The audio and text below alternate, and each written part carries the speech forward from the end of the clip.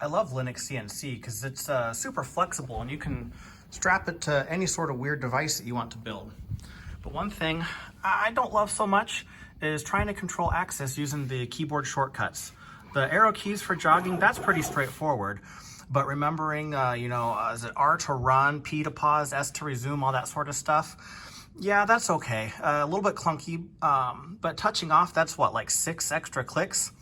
So instead of dealing with that faffing about with a keyboard all the time, I made myself a macro keyboard using a Arduino Pro Micro clone, some Cherry MX black switches, and X keys keycaps. And so it's just a USB emulated keyboard, plugged in USB port on my control computer, and it is a keyboard as far as the computer is concerned. We've got R, P, S, and then a whole bunch of keys strung together under touch off.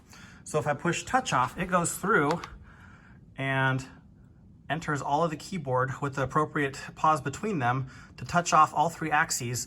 That way, when I'm ready, I just go ahead and hit cycle start.